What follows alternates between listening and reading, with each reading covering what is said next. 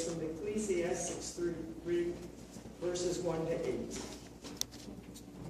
For everything there is a season, and a time for every matter under heaven. A time to be born, and a time to die. A time to plant, and a time to pluck up what is planted. A time to kill, and a time to heal. A time to break down, and a time to build up. A time to weep, and a time to laugh. A time to mourn, and a time to dance. A time to cast away stones, and a time to gather stones together. A time to embrace, and a time to refrain from embracing. A time to work, and a time to lose. A time to keep, and a time to cast away. A time to rend, and a time to sow. A time to keep silent, and a time to speak. A time to love, and a time to hate. A time for war, and a time for peace. Here ends God's word.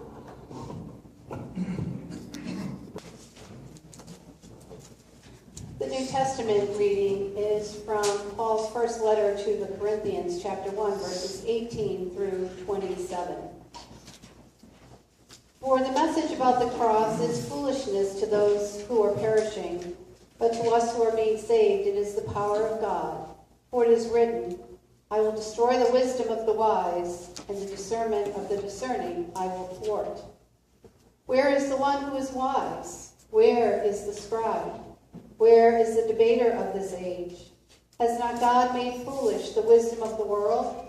For since in the wisdom of God, the world did not know God through wisdom, God decided through the foolishness of our proclamation to save those who believe. For Jews demand signs and Greeks desire wisdom, but we proclaim Christ crucified, a stumbling block to Jews and foolishness to Gentiles. But to those who are the called, both Jews and Greeks, Christ, the power of God and the wisdom of God. For God's foolishness is wiser than human wisdom, and God's weakness is stronger than human strength. Consider your own call, brothers and sisters.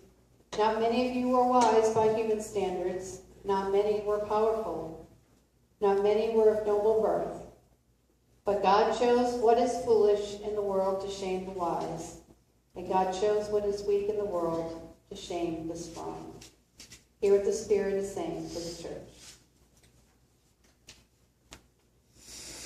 Okay. Are you ready to laugh? I know I am. I don't think there's probably people, but laughing kind of makes the top of my list of things to do in life. I mean, I absolutely love to laugh. So maybe that you'll catch that. I hope so. So I'm going to start, and then some of you have brought jokes. I'll stop and let you share some. What I'm going to begin with is something called actual church bulletin bloopers. Right? So these are things that were actually printed in church bulletins that were a mistake. Okay? So the first one is this. Coming up, theological open house. We discuss thought-provoking topics. Your opinions are heartily welcome. All singles are invited to join us Friday at 7 p.m. for the annual Christmas sing-along. Sing-along. The Outreach Committee has enlisted 25 visitors to make calls on people who are not afflicted with any church. The church will host an evening of fine dining, superb entertainment, and gracious hostility. Next Sunday, Mrs. Vinson will be soloist for the morning service. The pastor will then speak on, "It's a terrible experience." A bean supper will be held on Tuesday evening in the church hall. Music will follow.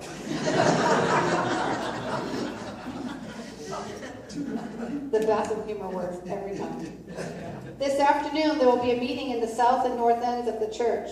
Children will be baptized at both ends.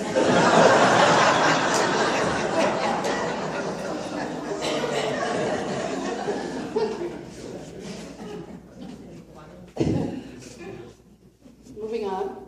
A congregation wanted to help their pastor celebrate his 50th birthday, and they decided to give him a new suit. He was so touched by the gift that the following Sunday he stood before everyone and with tears in his eyes announced, "Today I am preaching to you in my new birthday suit."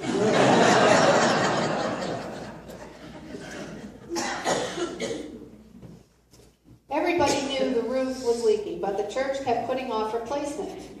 Finally, some areas of the ceiling in the sanctuary began to sag.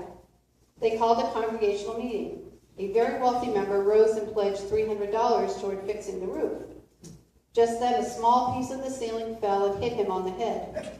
Somebody in the back of the church said, "Hit him again, Lord."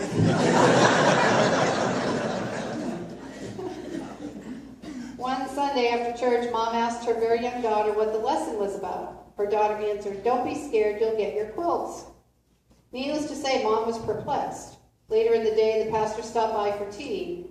Mom asked him what that morning's Sunday school lesson was about. He said, "Be careful, thy comforter is coming." I think I told you that, Joe. Didn't I? Yes. Okay. A Sunday school teacher asked her class why Mary and Joseph took Jesus with them to Jerusalem. A small child replied, "They couldn't get a babysitter." While filling out an application for employment, the application came to a query which asked, "What is your church preference?" The man, not being a person of extraordinary intelligence, thought the question for some time because he really needed the job. He wanted to impress the employer and answered very confidently, "I prefer a brick church." A Sunday school teacher asked the children just before she dismissed them to go to church, "And why is it necessary to be quiet in church?"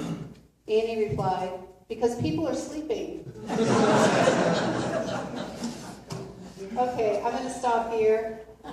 Anybody else have some jokes? I had something that just popped up in front of me, and I Okay. thought it was timely enough to read for this. Okay. I'm not very good at reading in front of a crowd, but I think everyone can probably hear me, Okay, so I'm just going to stand up and read it. okay. All right.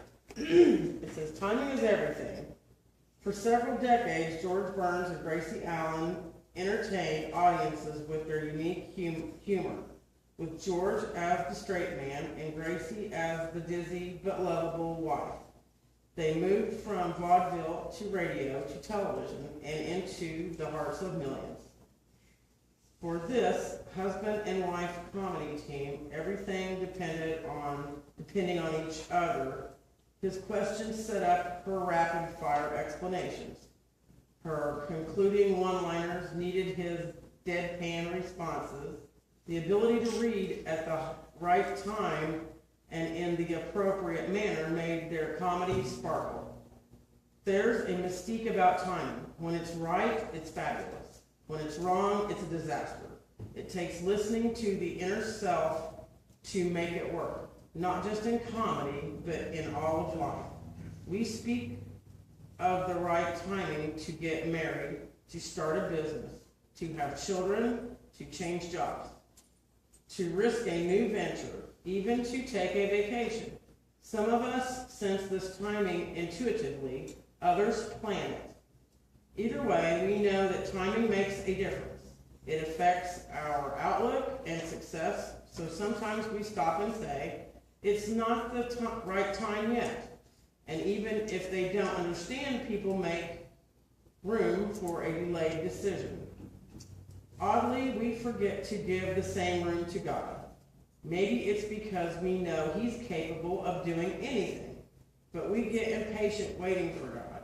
We forget that He waits for the exact right timing too. In fact, He knows the perfect timing.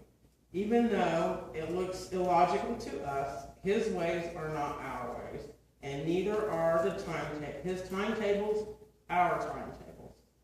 But when we wait for His timing, nothing can compare with its abiding impact on us. Thank you. You're welcome. Yes, timing is everything, especially in joke telling, which is why I'm not a comedian. Anyone else have?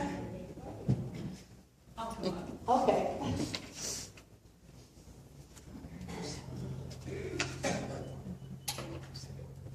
I have 3, if that's all right. That's fine. One at a time. One at a time.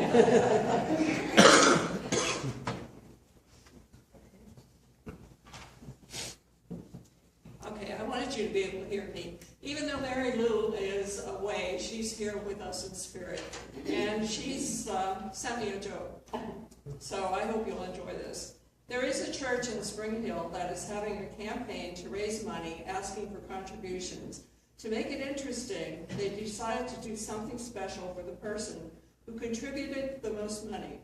The person was to pick their favorite hymns for the following church service.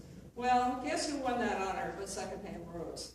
So when the winner was announced, Secondhand Rose stood up and pointed to 3 different men in the congregation and said, him, him.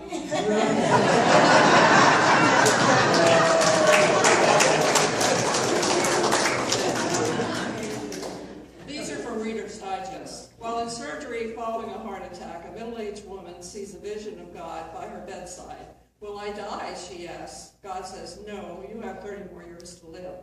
With 30 years to look forward to, she decides to make the best of it. So while in the hospital, she gets breast implants, liposuction, hair transplants, and collagen injected into her lips. She looks great. The day she's discharged, she exits the hospital with swagger, crosses the street, as immediately hit by an ambulance and killed.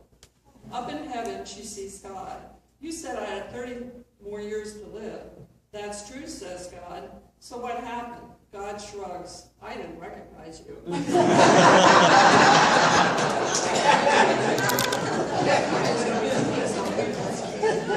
friend went to the doctor for a routine exam. First things first, getting weighed. We have a new digital scale with LED readout, posted the nurse. My friend climbed on and was thrilled to see the screen read 127. Don't get too excited, said the nurse. That's the time.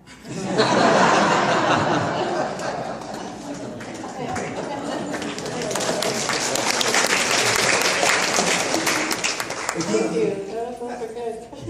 Anyone else? Gil. A little off color, but very humorous, I think. What are the 3 principal vegetables of the garden? Lettuce, turnip, and pea. Lettuce, turnip, and pea.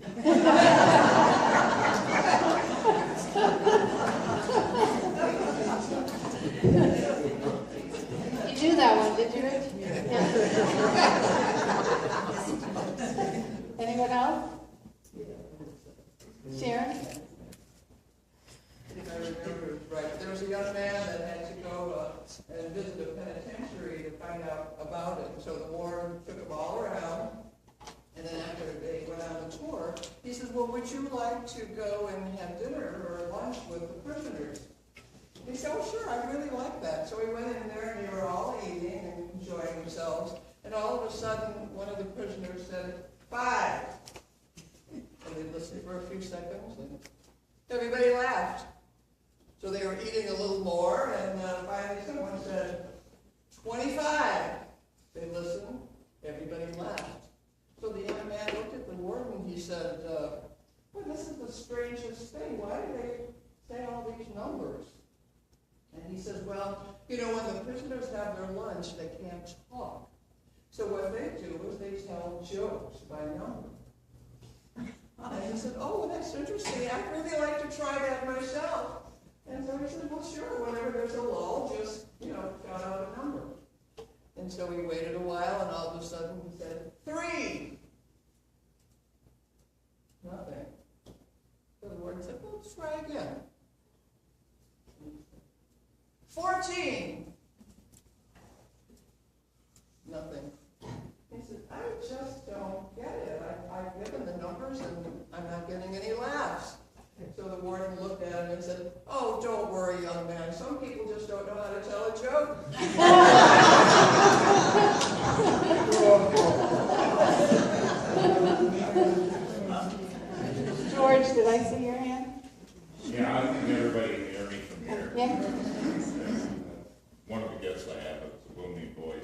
Everybody at the table. Sorry. The Norwegian Army or Navy is upgrading their fleet. They put barcodes on all of the ships. That way, when they come back in port, they can just Scandinavian.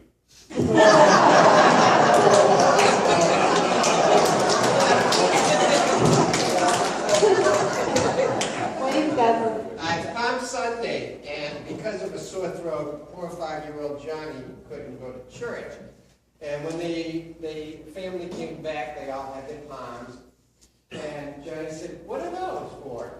And Father said, "Oh, you wave them over the head of Jesus as he walks by." He said, "Wouldn't you know it?" And Johnny fumed. He said, "I don't go to church and he shows up."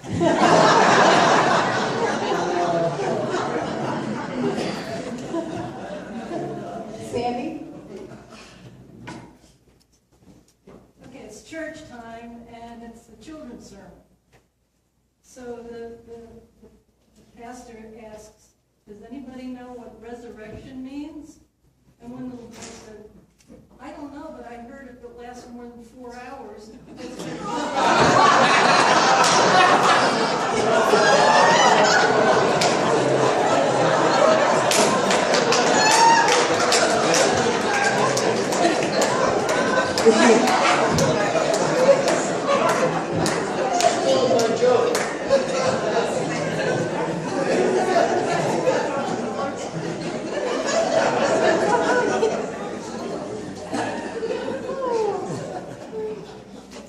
Anybody else? Linda? I don't know if I can follow that. This isn't really a prayer, a joke. It's a prayer for aging gracefully. Lord, thou knowest I am growing older. Keep me from becoming talkative and possessed with the idea that I must express myself on every subject. Release me from the craving to straighten out everyone's affairs. Keep me from the recital of endless detail. Give me wings to get to the point. Seal my lips when I am inclined to tell of my aches and pains. They are increasing with the years, and my love to speak about them grows weaker as time grows on. Teach me the glorious lessons that occasionally I may be wrong.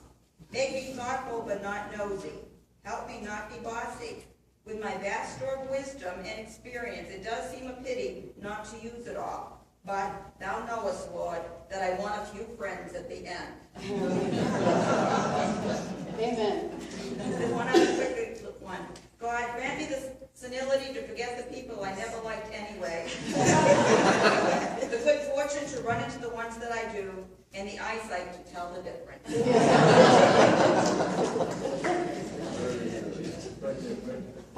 There's someone here. Okay, you had one or two, didn't you? Yeah, let her go first. Okay. Go ahead. Cool. Let somebody go ahead. Linda? Okay. I saw this on Facebook a couple of days ago. There were two men stranded on a deserted island, and the one guy's freaking out. There's no food, there's no water, we're going to die here. Nobody's going to know we're here that we're gone. The other friend says, don't worry about it, I make $100,000 a week. And the first friend said, well, that's money's not going to save us. The second friend says, yeah, well, because I tithe 10% to the church, the pastor will find us.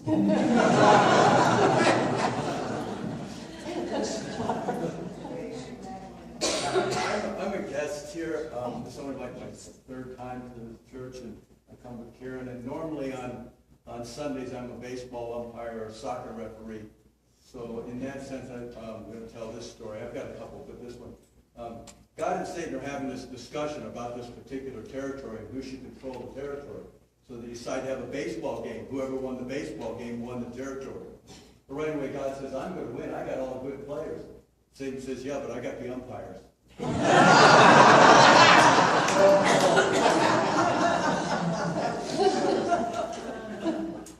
These two guys in hoodies, they show up at the pearly gates. St. Peter says, well, I got to go talk to God. So he goes, talks to God. He says, I got these two guys in hoodies at the pearly gates. God says, they're all my children. They're welcome here. So St. Peter goes back and kind of looks around the gates and goes back to God, and he says, they're gone. God says, well, the two guys in the hoodies? He says, no, the pearly gates.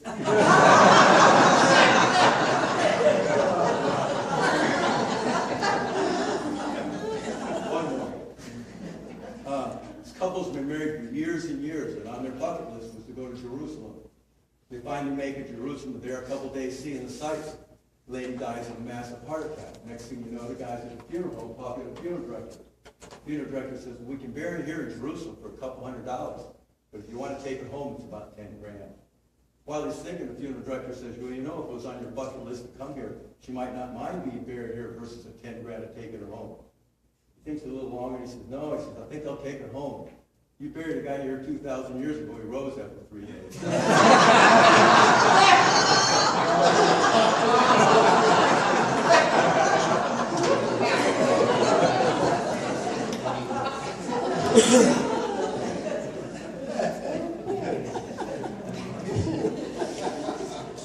All right, a few more, and then, okay. Several children found a dead robin, and feeling that a proper burial should be performed, they secured a small box and some cotton batting, dug a hole in the backyard, and made ready to dispose of the deceased. The minister's 5-year-old son was chosen to say the prayer, and so with great dignity he intoned, "Glory be to the Father, and unto the Son, and into the hole he goes."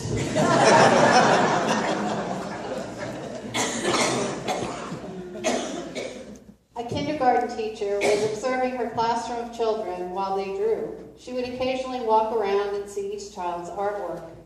As she got to one little girl, who was working diligently, she asked what the drawing was.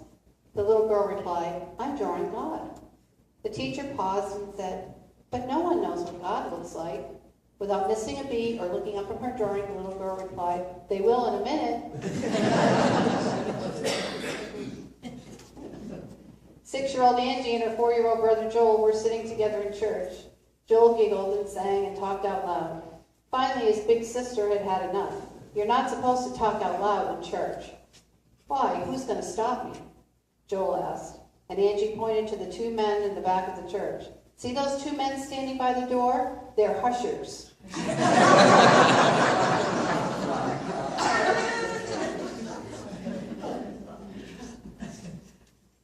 I've been teaching my 3-year-old the Lord's Prayer for several evenings at bedtime. She could repeat after me the lines from the prayer.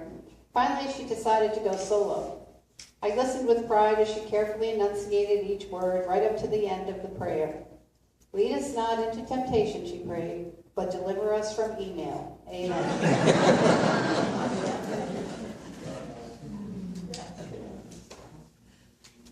Okay, last one. A young boy was in a relative's wedding. As he was coming down the aisle, he would take 2 steps, stop, and turn to the crowd. While facing the crowd, he would put his hands up like claws and roar. So it went, step by step, roar, step by step, roar, all the way down the aisle. As you can imagine, the crowd was near tears from laughing so hard by the time he reached the pulpit.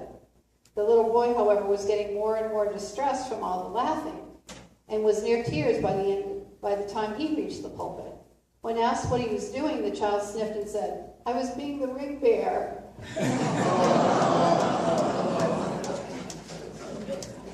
Did you ever do Rachel? No? Okay. I don't want to leave anybody out. Insisted? Okay. Oh, Donna, okay. I saw this on a plaque in a store here in Spring Hill just a couple of days ago. "Wash your hands and say your prayers because Jesus and germs are everywhere." And I'll give you one more. How many UCC people does it take to change a light bulb? Undetermined. Whether your light is bright, dull, or completely out, you are loved. You can be a light bulb, a turnip bulb, or a tulip bulb. Bring a bulb of your choice to the Sunday lighting service and stay for the potluck. Okay. That was a great conclusion. Thank you. Okay. So, did you get enough chuckles in today? Then let us join in our closing hymn, which is inside your bulletin, "This Little Light of Mine." Go out into the world, and take the light of your joy with you everywhere, and shine it so bright that others want to come into it, and go forth in peace. Amen. Amen.